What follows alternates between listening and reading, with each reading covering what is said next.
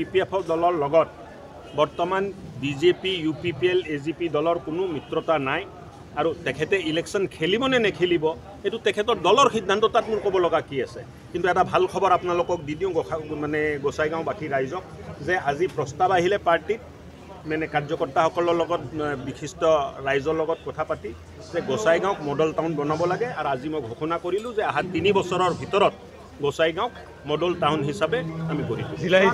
যোৱাকালি কোকৰাঝাৰ জিলাত যিমান উন্নয়নমূলক আঁচনি চলি আছে তাৰ ওপৰত আলোচনা হ'ল। তাৰ পিছত নতুন প্ৰস্তাৱ বহুতখিনি আছিলে, ক'ৰবাত মানে কাম আগবঢ়া নাছিল। এই প্ৰস্তাৱবিলাকৰ ওপৰত সমীক্ষা কৰা হ'ল আৰু আগবঢ়াৰ কাৰণে ব্যৱস্থা কৰা হ'ল। আৰু মুখ্যমন্ত্ৰী ডাঙৰীয়াই গোটেই BTR অঞ্চল BTC অঞ্চলক এক নতুন পৰিকল্পনাৰে আগবঢ়াই ল'ব বিচাৰি আছে।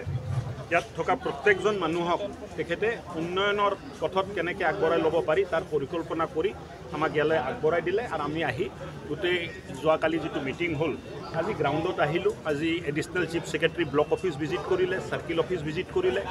আকৌ এতিয়া মই যাই চাৰ্কিট হাউচত বহি আছোঁ আৰু বহি আৰু কি কৰা যায়, কেনেকৈ কি ভাল হয় তাৰ ওপৰত বিবেচনা হ'ব।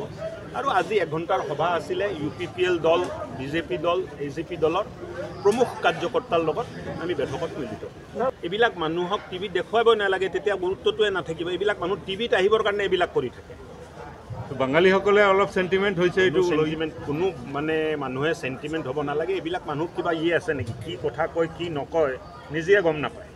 সেইকাৰণে এইবিলাক কথাত বেছি গুৰুত্ব দিব নালাগে। টেট টিচাৰসকলৰ কাৰণে স্যাৰ স্পেচিয়েল 2019 যিবিলাক এক্সাম হৈছিলে স্যাৰ, সেইসকলৰ কি হ'ব স্যাৰ? আৰে 1 লাখ মানুহক নিযুক্তি দি আছে চৰকাৰে। মাননীয় মুখ্যমন্ত্ৰীৰ নেতৃত্বত ভাৰতবৰ্ষৰ ভিতৰত প্ৰথম হৈ আছে যে দুটা মানে ডাঙৰ এটা দিছিলে, প্ৰতিশ্ৰুতি দিছিলে যে 1 লাখ নিবনুৱা ল'ৰা ছোৱালীক আমি সংস্থাপন দিম।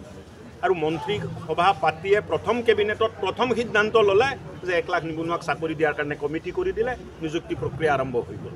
দ্বিতীয়টো 12,000 কোটি টকাৰ মাইক্ৰ' ফাইনেন্স লোন, তাৰ কাৰণে মোক দায়িত্ব দিলে, এইটোও কাম হৈ গ'ল। তেনেকুৱা চৰকাৰ ক'ৰবাত দেখিছিল নেকি, কল্পনাত আছিল নেকি যে ঘোষণা কৰিব ইফালে কাম হৈ যাব?